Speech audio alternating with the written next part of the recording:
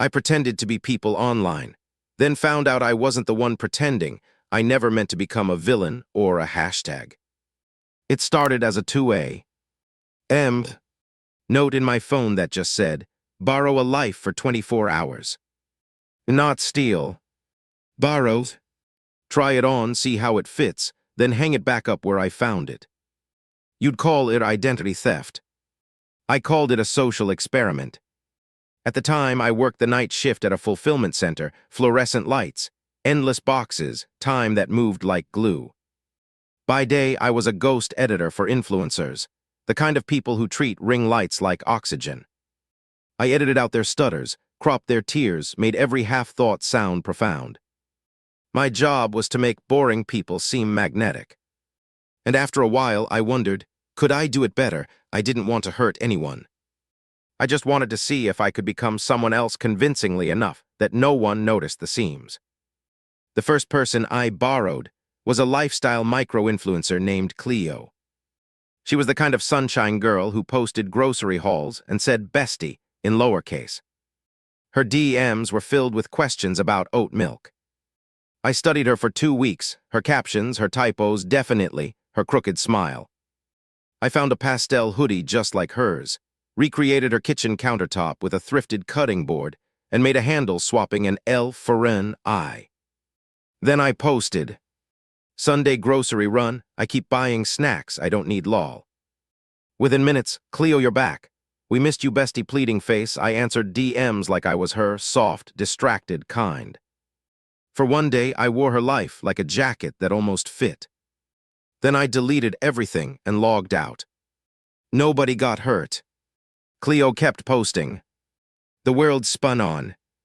That's how it began. Then I found it Racking Files. The account was infamous, part whistleblower, part urban legend. They posted screenshots you're not supposed to see, leaked Slack messages, brand emails, NDA breaches, everything. They were chaotic but weirdly ethical. People feared them and worshipped them at the same time. I watched them for months. Then one night I made a duplicate, same profile picture, same header, just a 0 instead of an O. I started responding to tips from their followers. I never faked screenshots. I curated. I blurred names, I verified sources. I told myself I was doing journalism, just faster. Then one thread blew up. It was about a major brand's diversity campaign that wasn't actually diverse. The post hit 1 million impressions in 2 hours. Journalists started quoting me, not the real at Racking Files, but my fake one. I told myself it was justice. In reality, it was adrenaline. The DMs poured in real leaks, fake ones, conspiracies, desperate people. Then I saw one message that changed everything. It was titled B. Dixon/program. Inside was a Dropbox link with a password. The sender wrote, "This is the thing you've been circling." When I opened it, I saw a spreadsheet with thousands of names. Next to each were words like seed, amplifier, fire, and cleaner.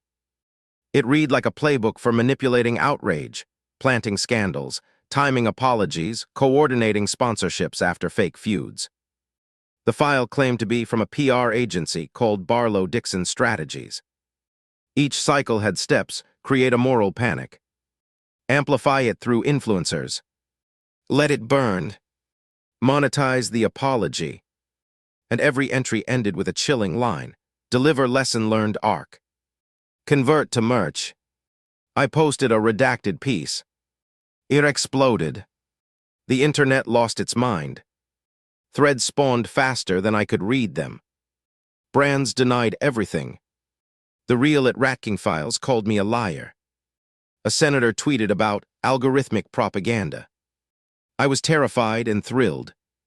Then she showed up. A woman in a navy suit found me in a dentist's office waiting room. She sat down beside me, smiled like a knife, and said, "You're good. Almost too good." She led me outside to a car that smelled like air conditioning and authority. Inside, she handed me a portless phone with 2 buttons, accept and decline. She said, "We need an internal antagonist. The world loves a villain who occasionally tells the truth." We can make you comfortable, famous, untouchable. All you have to do is play your role. I asked, what if I don't? Her smile didn't move. Then we'll make you play it anyway. I pressed decline. She nodded like she expected it. 48 hours, she said. Don't post. If you can stay quiet, we'll believe you're not hungry. I made it 46. A new tip came in. A crying voice memo from an assistant claiming she worked for Barlow Dixon. She said she was asked to fake a scandal against a grief charity, all because the founder refused a cookie brand collab for morning snacks. She sent proof, emails, scripts, even a call invite labeled tipping. I posted it. Blurred names. Kept the cookies. The video of the charity founder crying hit the For You page by noon. People called her fake, then brave, then fake again. By nightfall, she was trending. At 3 a.m., I got a text from an anonymous number. You made a choice. Now we will too. By morning, my real name was trending. Someone dug up my old Tumblr, my mom's Etsy, even my high school yearbook photo. People accused me of stealing money, faking screenshots, and committing crimes that don't exist. They found a photo of me holding a cigarette and captioned it, "Caught lying." The internet doesn't need proof. It just needs rhythm. The Real at Racking Files tweeted, "Do not trust replicas." And overnight, I became the villain in a story I started. My inbox filled with death threats. The brands I edited for dropped me. Even my mom texted, "Sweetie, what's happening?" worried face with way too many ellipses. Then another file appeared. From the same crying assistant. This time it was labeled Case 7, Jacket. It described a person who mimics tone with forensic precision, can be guided into moral loops through validation, and presses decline for optics, then post for oxygen. It had my typos, my slang, even a reference to my mom's Etsy shop. The file was dated 6 months before I ever touched at Racking Files. They didn't find me. They made me. I went cold. I scrolled and found a burner account that had been posting my jokes before I made them, my edits before I exported them, my captions before I thought them. Day 1, Case 7 will borrow lives. Day 9, Case 7 will post at hour 46. That's when I realized this wasn't an experiment I started. I was the experiment. I posted everything, screenshots, metadata, timestamps. I expected outrage. What I got was chaos. Half of Reddit said it proved I was part of a psyop. The other half said I was mentally ill. TikTok made edits of me set to sad piano. YouTubers analyzed my body language. A creator I used to edit for called me. "You understand what this means, right?" he said. "They built a mirror and tricked you into looking." I asked, "How do I fight it?" He said, "You don't.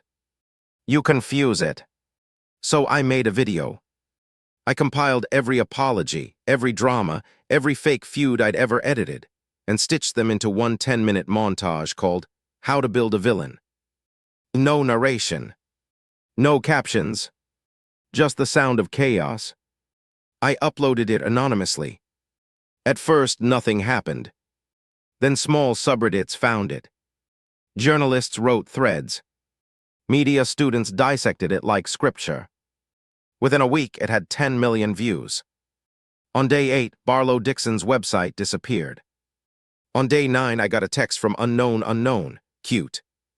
Then my fire alarm went off. I grabbed my phone, ran outside, and saw 3 navy-suited figures watching from across the street. One smiled and said, "You can still take the deal." I said I already declined. She said, "Then we'll promote the other cut." That night, I packed a bag and left the city. Now I rent a small apartment under a different name. I drink bad coffee, scroll out of habit, and sometimes search my own name just to see which version of me the algorithm resurrected this week. Some people call me a whistleblower. Others call me a fraud. There's even a conspiracy subreddit that says I never existed, that I'm an AI prototype that got loose. Maybe they're right. Sometimes I reread that file, the one that called me Case 7, Jacket. I still don't know if it's real or if I hallucinated it out of guilt. But the timeline lines up too perfectly to dismiss. It's been months, and the original at Racking Files still posts. They've never mentioned me. That silence feels deliberate, surgical. Last week, I got another message from unknown. You can't delete a persona that made money. I blocked it. It came back from a new number. You can, however, sell it back. I didn't respond. Instead, I opened my closet and looked at the hoodie I wore when I was Cleo, pastel, fake sunlight in fabric form. I put it on and stared in the mirror. It still fit. That scared me. Maybe that's the real danger. Not the manipulation, not the outrage, but how easy it is to become the thing you pretend to be. If this story goes viral again, people will argue about whether I'm real or a psyop or a warning. They'll make TikToks dissecting my tone and podcasts debating my sanity. But here's what I'll say before they do. I pressed post at hour 46 because silence felt heavier than exposure. I thought I was revealing the system, but the system had already storyboarded my breakdown. When the next viral scandal hits your feed, the tearful apology, the accountability arc, the merch drop, ask yourself, who wrote it first? Who's the seed, who's the amplifier, who's the cleaner? Ask who profits from the outrage. Ask who's already rehearsed the forgiveness. Because somewhere in a file you'll never see, maybe your name's there too, next to a label like amplifier or fire. And when you realize you're part of the choreography, you'll understand why I stopped posting. If you see me online again, it won't be me. It'll be another jacket. And this time I'm not wearing it.